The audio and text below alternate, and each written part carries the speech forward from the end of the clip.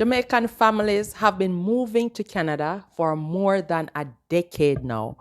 But in 2025, with the rising cost and lifestyle changes, can Jamaicans really thrive here in Canada in 2025? Let's talk about what life really looks like for us Jamaicans living in Canada now, especially in 2025.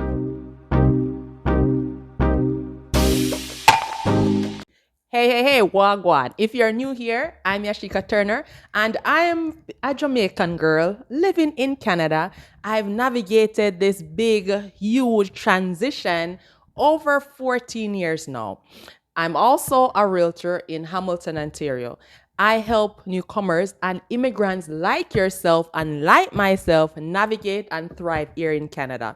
You'll find videos about finance, real estate, lifestyle, and just thriving in Canada. So if that sounds like something that you are interested in, go hit the subscribe button now, and so that we all can thrive together as one. Now, let's talk about us Jamaicans living here in Canada. I was thinking about doing this video, just reflecting on how things and times has changed and how life has become so hard.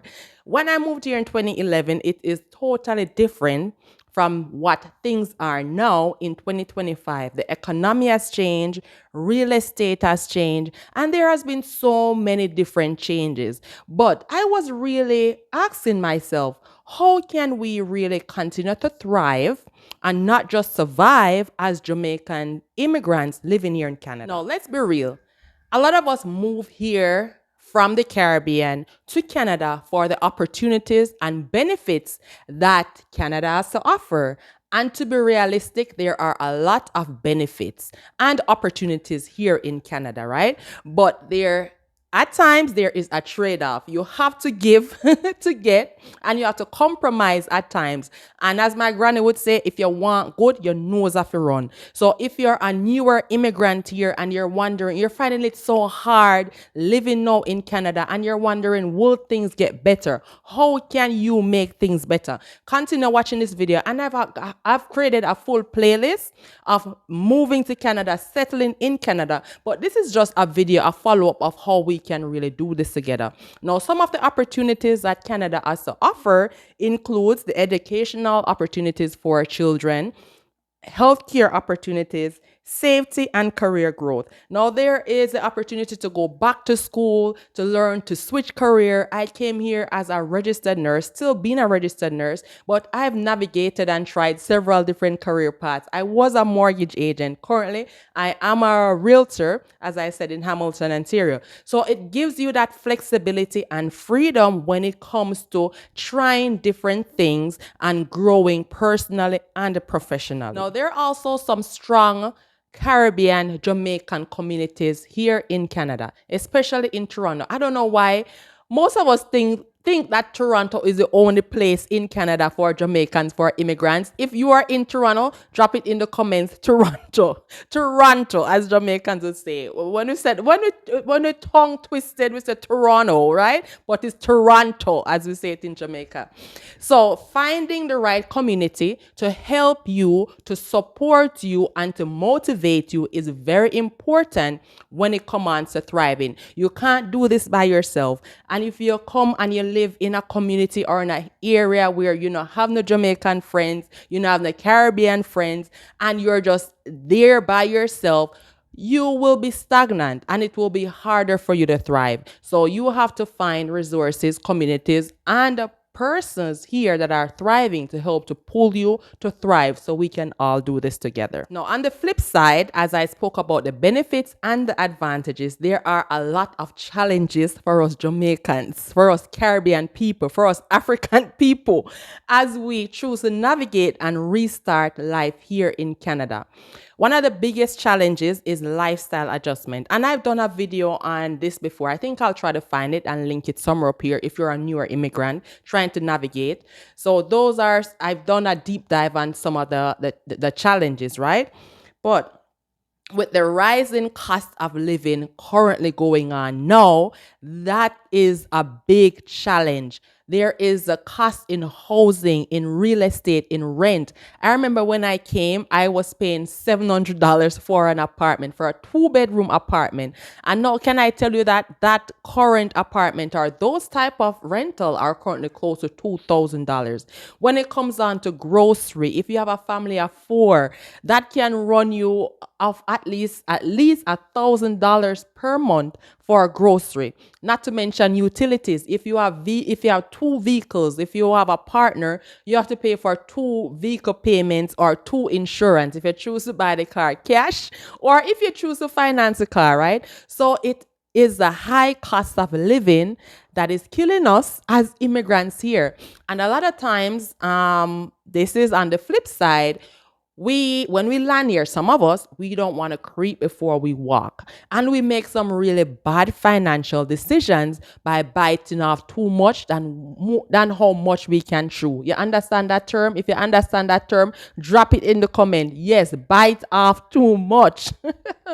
So a lot of times we have to creep before we walk. We have to understand money, understand financial literacy, and sort of program our mindset and to plan ahead before we fall into traps and fall into bad money habits. And I'm also very guilty of that. I've created a video on some bad money mistakes I've made as a newer immigrant here in Canada.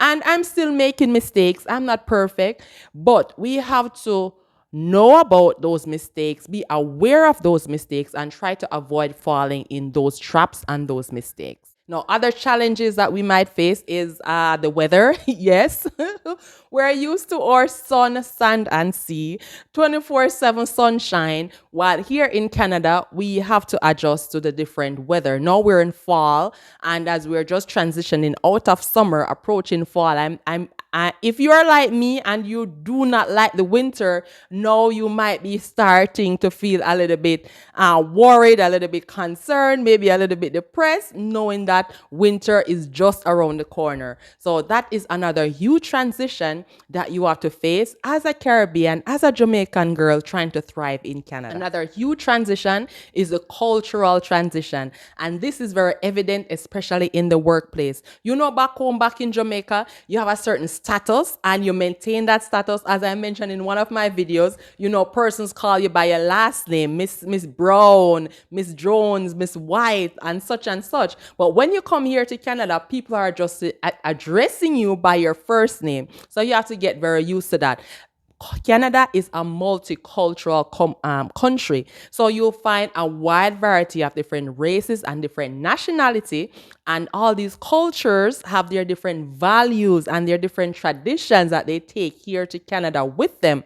So you working in the workplace, adjusting and meeting all these people, you have to try to adjust to the culture and the norms and the values of not just Canada, but of all the different races that you will be working with and socializing with. Your kids at school, right? They might come on with different stories because they're interacting with different cultures, different races at school. So there's a wide range of different things that we have to adjust to in order to thrive here in Canada as Caribbean people. Yeah, it's rough. It can be rough. It can be tough, but I think we can do it. Let's talk about how Jamaicans, Caribbeans, Africans, how we can truly thrive here in Canada, especially if in 2025. So if you're newer, you're planning to migrate to Canada and you're watching this video, I'll be doing another video just for you. And subscribe right now so you will see that video. But in order for you to thrive, you have to plan ahead. Plan your finances, do your research, watch YouTube videos, be ahead of the game. So when you land here, when you come here, you're not too surprised and you're not too much in shock where you are stuck because you don't know how to navigate the system, right? So try to plan ahead. If you're here now in Canada and you're learning the ropes, the tricks and the trades and everything in between, try to find some time to plan ahead. Plan When do you want to buy your car? When, if you're renting, plan. When do you want to buy the house? Plan ahead, right? Your kids going to school, your kids going to university, to college. You have to have plans in place in order to thrive, because if not, you're going to be living in survival mode for a long time, stuck here in Canada. So another way of how you can thrive here in Canada as a Jamaican, Caribbean, African is to tap into your culture, tap into, find people who are Jamaicans, who are Caribbeans, and you try to collaborate, you network with those people and those families, right?